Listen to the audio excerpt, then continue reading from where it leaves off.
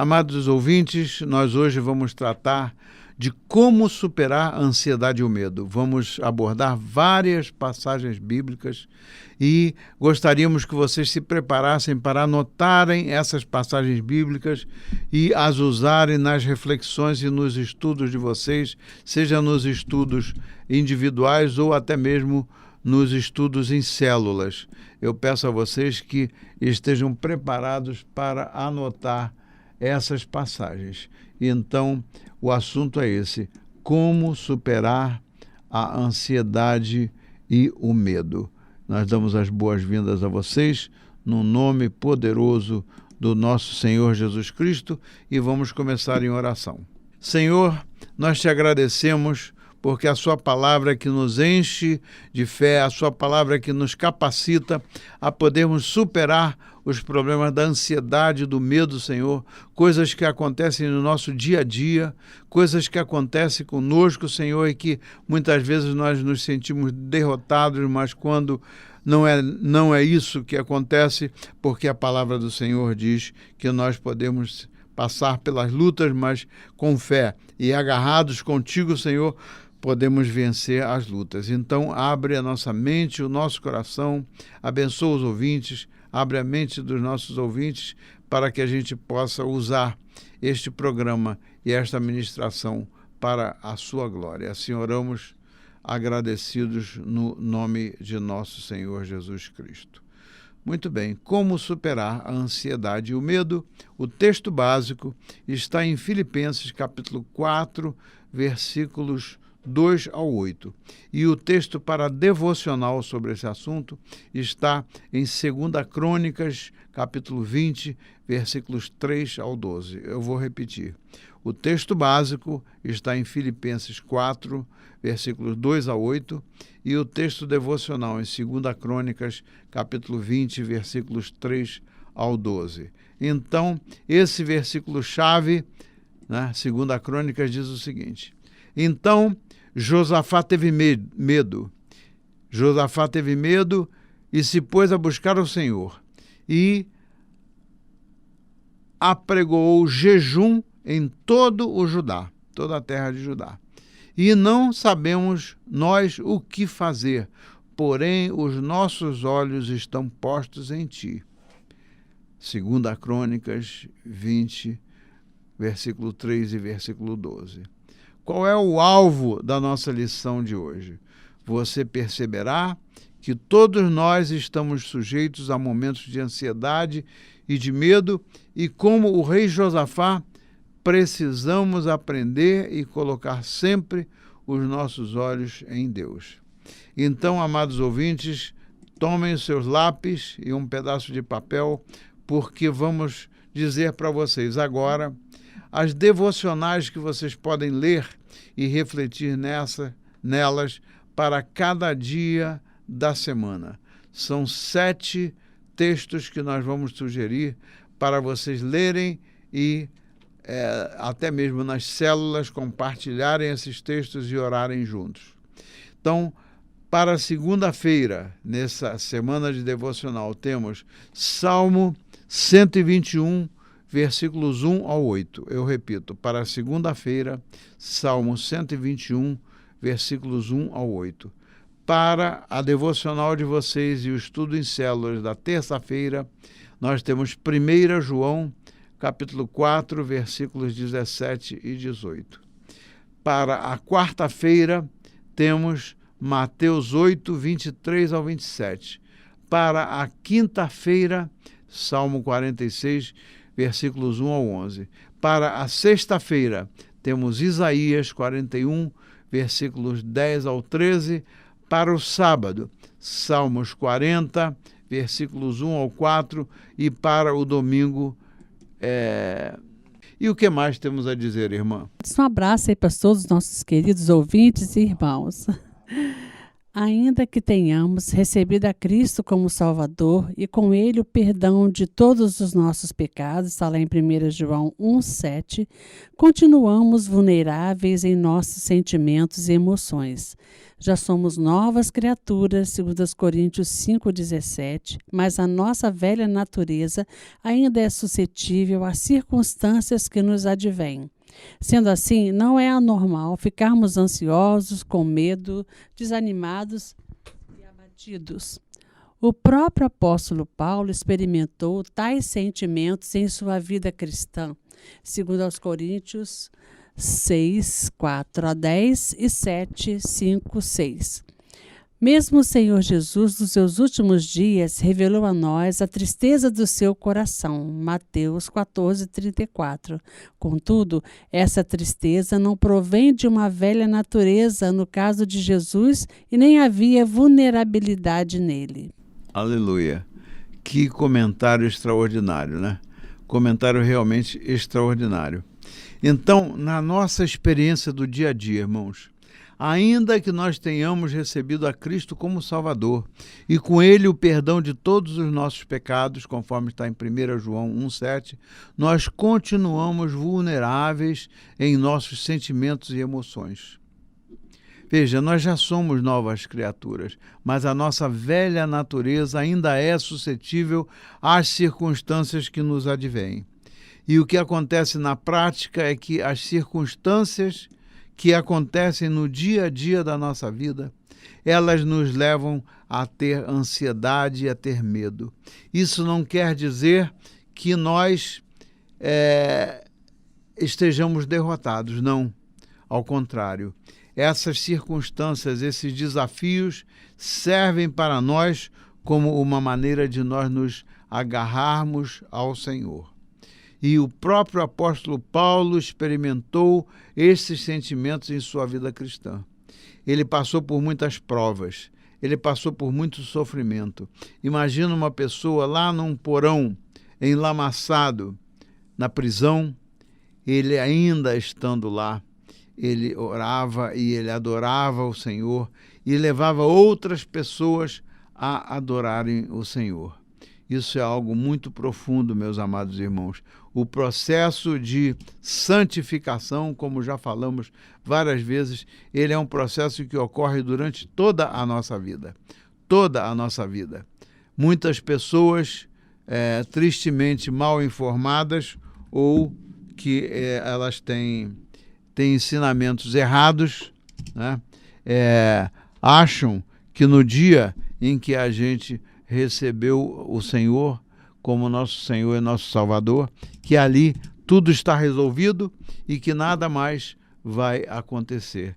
Isso, infelizmente, cria expectativas equivocadas para as pessoas, quando, na verdade, no momento em que nós chegamos a Jesus Cristo, aquele é o momento em que a gente passa a contar com a presença do Espírito Santo vivendo em nós, e é o Espírito Santo que nos chama a atenção quando a gente faz alguma coisa errada, quando a gente pratica um pecado, é o Espírito Santo que nos leva a buscar o Senhor e nos leva a nos arrependermos. Sem o trabalho de santificação do Espírito Santo na nossa vida, é impossível que a gente vá viver como novas criaturas.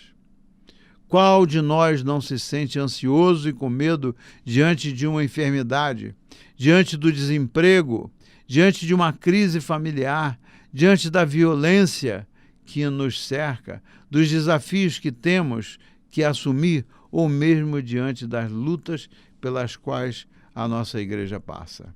O terapeuta cristão Gary Collins faz uma distinção entre a ansiedade normal, que é uma reação natural diante dos perigos e ameaças, que é controlada ou diminuída quando as circunstâncias exteriores se modificam, né?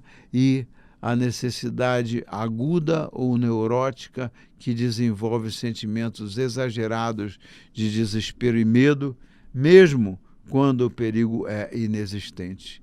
Então veja, amados irmãos, este terapeuta cristão, esse Gary Collins, ele diz que uma coisa são as reações naturais, é a ansiedade como reação natural aos perigos e às ameaças que passamos. E a outra coisa muito diferente, né, é aquele tipo de ansiedade que não é controlada ou que não é possível de ser reduzida. Por quê?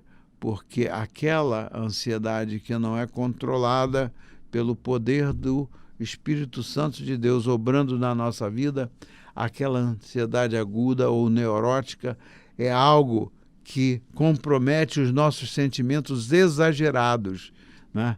E é muito comum, às vezes, a gente ficar ansioso por alguma coisa que nem se tem certeza que vai acontecer, mas que a gente já de cara, a gente já fica ansioso, né? Porque uma situação qualquer está se mostrando que vai acontecer, mas quando nós buscamos ao Senhor, buscamos a ajuda do Senhor, Ele milagrosamente, Ele resolve o problema para nós, se nós confiamos nele, e aí aquilo que era uma ameaça passa não mais a ser uma ameaça. No texto de Filipenses capítulo 4, a partir do versículo 2, nós notamos que a igreja ou alguns de seus membros estavam em crise de relacionamento, lá na igreja da cidade de Filipos.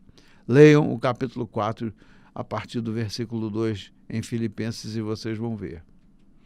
Aparentemente, as irmãs Evódia e Síntique andavam em desacordo. Tal desavença estava entristecendo demais os irmãos. Paulo, então, pediu a um obreiro amigo que promovesse a reconciliação de que trata o versículo número 3. Então, aí a questão foi resolvida. Então, voltaram, né, diante dessa promessa e do cumprimento disso, eles puderam voltar a se alegrar no Senhor, coisa que nós também podemos voltar a nos alegrar no Senhor, ainda em meio a tristezas, ainda em meio a angústias. Então, a primeira coisa é identificar a causa do problema. Vamos ver, irmã, o que o autor diz. Talvez a dor dos irmãos e a sua ansiedade tivessem como origem a briga das duas irmãs, versículo 2.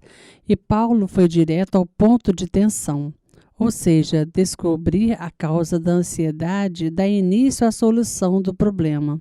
Através da observação, reflexão, autoanálise e leitura da Bíblia, aconselhamento, podemos descobrir o que de fato nos preocupa.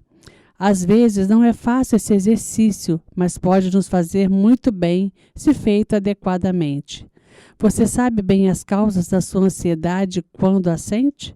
Davi certa vez pediu que Deus vasculhasse o seu coração e fizesse aflorar os males que ali estavam. Está em Salmo 139, versículos 23 e 24.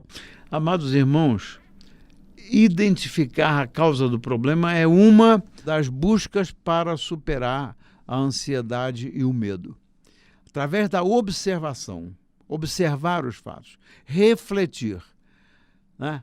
Fazer uma autoanálise e a leitura da Bíblia, junto com aconselhamento, se necessário, aí nós podemos descobrir o que de fato nos preocupa. Não são as possibilidades, mas o que de fato nos preocupa. E é isso que nós precisamos de fazer, refletir, não curtir o medo e curtir a ansiedade simplesmente como algo automático que acontece quando as situações estão nos ameaçando. Mas a gente se agarrar com Deus e a gente buscar a leitura da Bíblia e o aconselhamento. E a segunda orientação é considerar a ajuda de um irmão em Cristo. Depois de descobrirmos a causa da nossa ansiedade, devemos atacá-la. Repreendeu as irmãs e as admoestou a pensarem concordemente no Senhor. Para ajudar a resolução do conflito, amados ouvintes, pediu ajuda de um obreiro. Nós não sabemos quem era esse companheiro de jugo a que se refere Paulo no versículo 3. Mas o certo é que a sua ajuda foi muito importante naquela hora. Todo crente deve ter os seus companheiros de jugo, ou seja, aquelas pessoas que, em momentos difíceis, ajudam você e eu em oração e aconselhamento. Esse apoio fraternal é de especial significado quando o problema é o tratamento do medo e da ansiedade. A Bíblia afirma que o perfeito amor lança fora o medo. E Collins, este autor já citado, afirma que o inimigo do medo é o amor. O inimigo do medo é o amor. Especialmente demonstrar o amor de Cristo, amados irmãos, é ajudar também àqueles que sofrem de ansiedade e medo. Ajudar como? Buscar tempo para ouvi-los, se aproximar deles, de maneira que a gente não se omita, mas que a gente esteja praticando o amor que não é egoísta. Então, pregar o Evangelho do Salvador com paciência e amor é a melhor maneira de levar outros a expulsar de sua vida o medo e a ansiedade. Alegrar-se sempre no Senhor. Possivelmente, a crise de relacionamento das duas irmãs estava tirando a alegria da igreja. De fato, toda divisão no corpo de Cristo traz consigo uma tristeza imensa. Talvez seja por isso que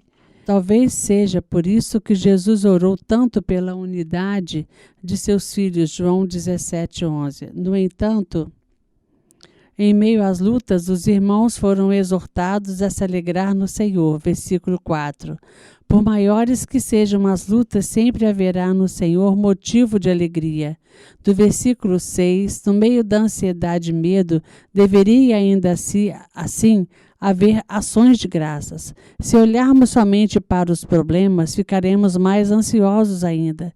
Se olharmos para alegrar sempre nele, segundo Collins, alegrar-se para os cristãos é uma ordenança permanente do Senhor, pois ele disse que jamais nos deixaria. Temos ainda a expectativa de sua volta e da vida com ele num lugar especialmente feito para nós, seus filhos. Baseados nessa promessa, podemos viver livres do medo. Precisamos conhecer a palavra do Senhor para que sejamos consolados e fortalecidos. Olha que coisa linda.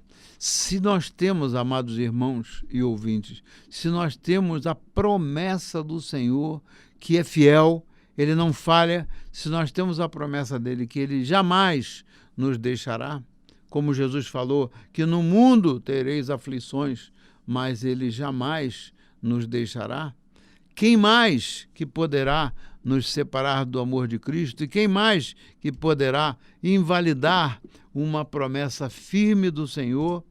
E com base nessa promessa, quando a gente estiver vivendo problemas sérios, amados irmãos, a solução é uma só. É aquilo que eu faço sempre quando estou enfrentando ansiedade, tristeza.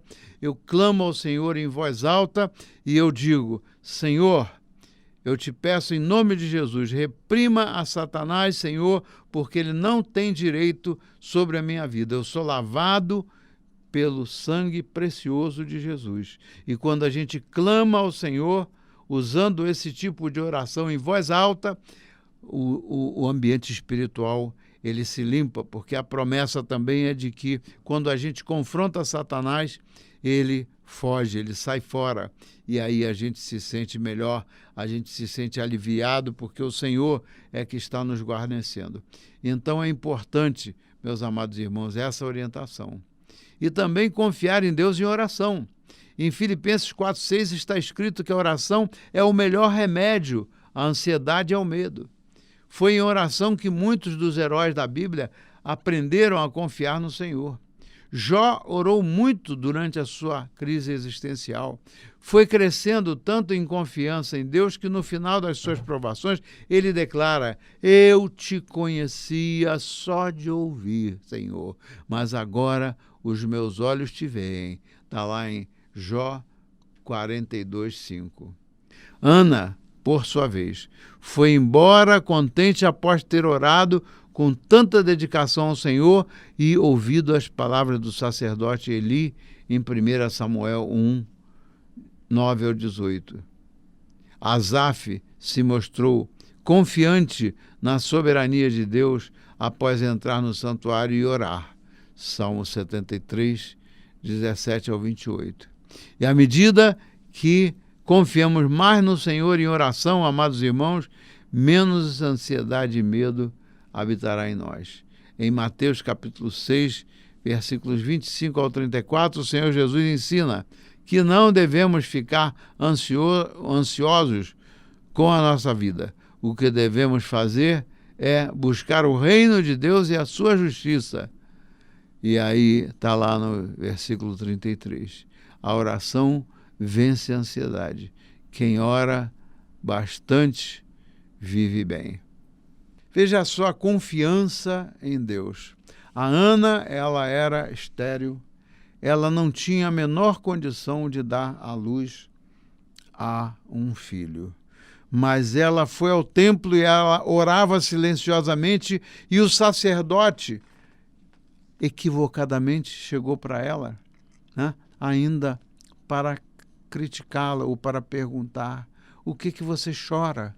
De que você tanto chora? Ora, ela tinha um relacionamento tão íntimo com o Senhor que ela ali naquele momento ela confiava que a esterilidade dela poderia deixar de existir e que ela, portanto, ela prometeu ao Senhor: Senhor, se o Senhor me der um filho, este filho, ela já estava, pela fé, ela já estava consagrando este filho ao Senhor. Ou seja, uma mãe querer dar à luz, não para ser dona do seu filho, como tantas mulheres querem se achar donas do seu filho, quando os nossos filhos não pertencem a nós, eles pertencem ao Senhor. A Ana tinha tanta fé que ela, de antemão, ela fez a promessa diante da situação de ser estéril, ela chegou ao Senhor e chorando, ela chegou ao Senhor para consagrar ao Senhor aquele filho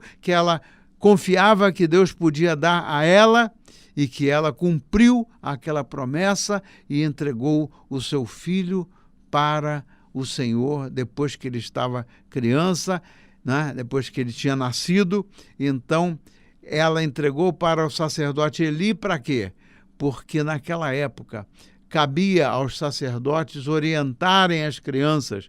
O pai e a mãe que entregasse o seu filho para o sacerdote não era para ser abusado, não era para para tirar partido do seu filho, como muitas vezes aconteceu nesse mundo, né? Mas para que o sacerdote educasse a criança para ela ser um filho e uma filha do Senhor. E assim a fé da Ana prevaleceu em meio àquela circunstância de absoluta incapacidade de gerar um filho.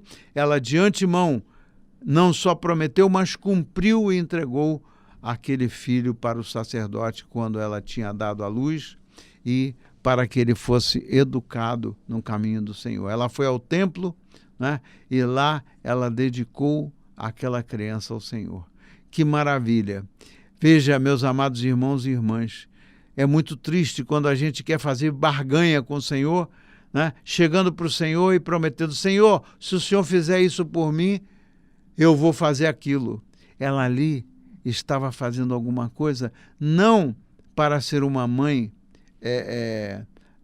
obsessiva ou uma mãe que quisesse ter o seu filho para o seu próprio benefício, mas ter um filho para glorificar a Deus e entregar esse filho para o Senhor, como fez com o seu filho depois de ter nascido.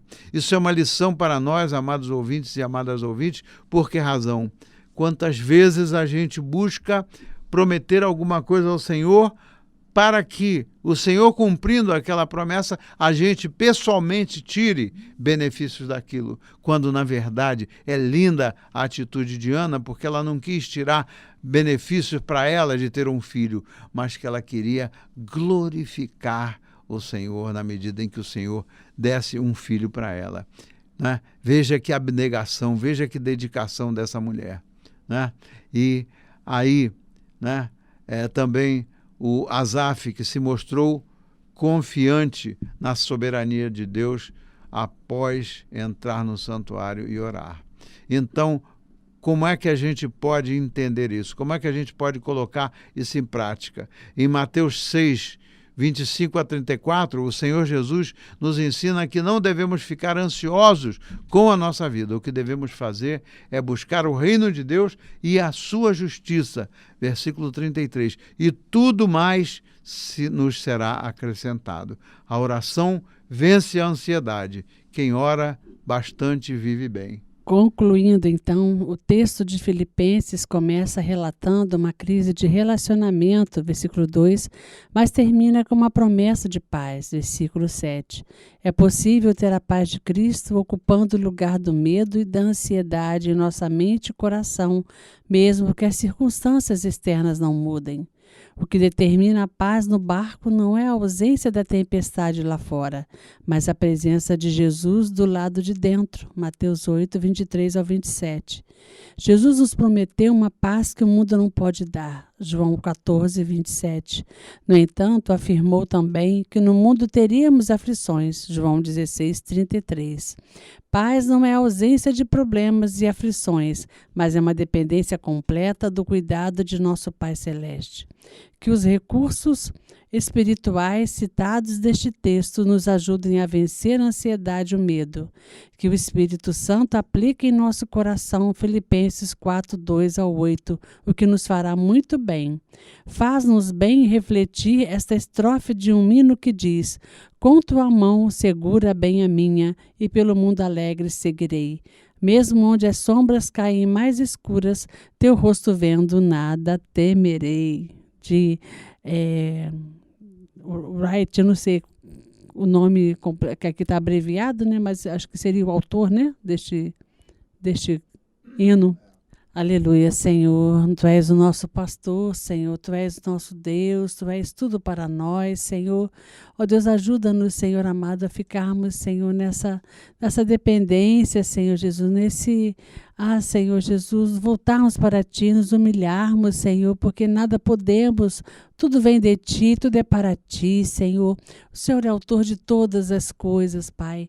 Seja exaltado e engrandecido o Teu nome, Pai, abençoando a cada ouvinte, a cada um de nós, Pai, em nome de Jesus. Amém.